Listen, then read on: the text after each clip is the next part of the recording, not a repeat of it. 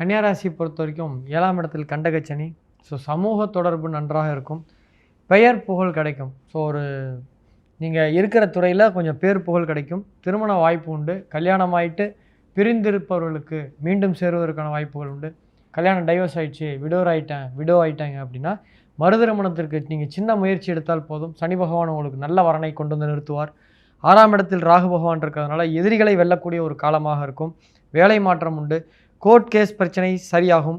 சமரசம் ஏற்படும். உட்காந்து பைசல் பண்ணி உங்களுக்குள்ள காம்ப்ரமைஸாக லோக்க தளத்தில் முடிச்சுக்குவீங்க. சொத்து பாகப்பிரிவினை ஏற்படுவதற்கான வாய்ப்புகள் உண்டு.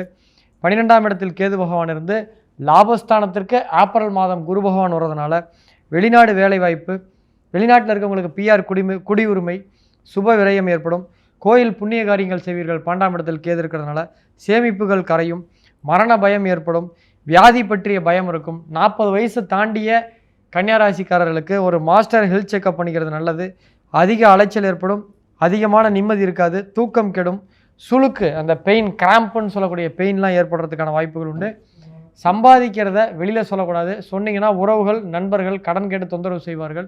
அதே போல் ராசிக்கு 12ஆம் இடத்தில் கேது இருக்கிறதுனால புதுமண தம்பதிகளாக இருந்தால் கூட இந்த டைமில் 2 பேரும் ஒன்று சேர்றதுக்கான வாய்ப்புகள் கம்மியாக இருக்கும்.